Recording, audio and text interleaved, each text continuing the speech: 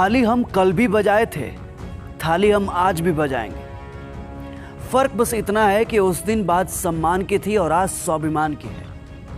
सफेद आकाश देखकर बारिश का अंदाजा मत लगाइए साहब, बादल कभी भी आ सकता है। सुबह का मंजर शाम होते होते हद तक बदल सकता है। कितनी बड़ी विडंबना है कि 60 मिनट में 100 सवाल को हल करने वाला छात्र इन नेताओं की घटिया राजनीति के सामने बेबस है, जिन्होंने कोई एग्जाम भी नहीं दिया। इन नेताओं को वो दे दो रेलवे एसएससी बैंक का सवाल तो इनके फट के हाथ में ना आ जाए तो कहना। इनकी असली औकात तब समझ में आएगी और तब इन्हें पता चलेगा कि एक स्टूडेंट कितनी मेहनत करता है कैलकुलेटर से भी ज्यादा तेज कैलकुलेशन करने में। बिना किसी एग्जाम की कुर्सी मिली गई है तो ये स्टूडेंट का दर्द ये क्या खाक समझेंगे?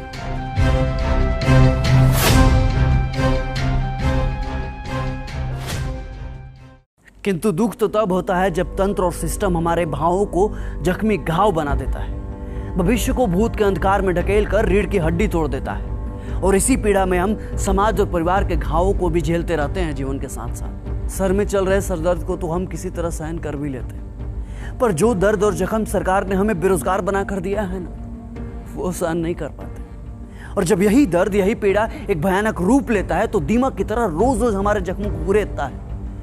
और कभी कभी इस दर्द की पीड़ा हमारे लिए असहनीय भी हो जाती है। फिर भी ऊपर बैठे वोट की टकटकी लगाए हुक्मरानों को हमारी दर्द की चीखें सुनाई नहीं देती, और सुनाई देंगी भी कैसे? छलावे का हेडफोन जो पहन रखा है दोनों कानों में। किंतु धमक इस बार गूंजेगी और जाएगी आपके कानों तक, क्योंकि हम वही हुआ है जब देश में जरूरत पड़े तो कलम से शांति भी लिखते हैं और जरूरत पड़े तो कलम से क्रांति भी लिखते हैं। हमें इस कदर बेबस मत कीजिए साहब कि हम सृजन का कार विध्वंस में लगा दें। ज्यादा उलटफेर आपके तंत्र का उलटफेर कर सकता है। वक्त है चेत जाइए, क्योंकि गुजरा हुआ वक्त कभी वापस नहीं आता। ये वही जनता है जो आपको अर्श से फर्श तक पहुंचा सकती है, तो इन्हें आपको फर्श से अर्श तक लाने में ज्यादा वक्त नहीं लगेगा। अरे साहब, जब इतने संशोधन हुए तो एक और संविधान संशोधन कर दो। तय कर दो कि किसी भी एग्जाम का रिजल्ट और सिलेक्शन एक फिक्स टाइम पीरियड में होगा। अरे आप लोग पत्थर हैं, आप पत्थर की मूरत जो किसी भी सूरत में बदलने का नाम ही नहीं लेते। अरे आप वही नेता है ना जो कभी छात्र राजनीति का हिस्सा हुआ करते थे, और आज नेता बनकर जब सत्ता का हिस्सा बने तो हम छात्रों के साथ ही सत्ता की राजनीति कर रहे हैं। किंतु स्मरण रहे, ये पहली ऐसी लड़ाई है जिसमें हर युवा खुद सिपाही है, खुद सारथी है, खुद सेनापति है और खुद युद्ध निर्णायक भी है। अब बस जरूरत है तो इस आग को अपने भीतर जिंदा रखने की। जो कभी हिम्मत टूटे तो सोचना अपने माँ बाप के बारे में जिन्होंने तुम्हारे आंखों में अपने सपने को पलते देखा है। उस दिन को याद करना जब तुम तैयारी के चक्कर में रक्षाबंधन में घर नहीं जा पाए थे। तुम्हारी त्याग, तुम्हारी तपस्या ही तुम्हें बल देगी। और याद रखना, ये लड़ाई सिर्फ आज के लिए नहीं है, बल्कि आने वाली पीढ़ियों के बारे में भी है, जो आने वाले समय में प्रतियोगी परीक्षाओं के अथाह समंदर में कूदने वाले।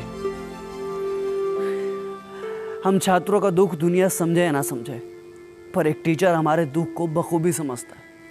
जरा सोचिए ना, क्या बीतती होगी उस शिक्षक पर जो दिन रात मेहनत करके पढ़ाता है, युवा पीढ़ी को खड़ा करता है, रिसर्च करता है कि आने वाले एग्जाम में किसी भी बच्चा का सिलेक्शन न अटक जाए। लेकिन अफसोस कि यहाँ तो पूरी परीक्षा ही अटक जाती है। लेकिन इस बार हम नहीं अटकेंगे, क्योंकि इस बार हमारे शिक्षक भी हमारे साथ हैं। वही शिक्षक जिन्हें कोई सत्ता में चोर धनानंद उनके प्रस्ताव को ठुकरा कर उन्हें अपमानित करता है, तो उसके सत्ता का नाश करने के लिए चंद्रगुप्त मौर्य स्थापित कर देते हैं, जिन्हें आज चाणक्य कहकर हम प्रणाम करते हैं। अगर इस बार हम रुक गए, अगर इस बार हम चुप गए या फिर हमारी आवाज को दबा दिया गया, तो ये हिंदुस्तान के हर एक शिक्षक का अपमान होगा और आने वाली हर पीढ़ियों को यह कड़वा घूंट पीना ही होगा। हमें इनकलाब करना होगा और हम जीतेंगे। लाजिम है, हम ही जीतेंगे।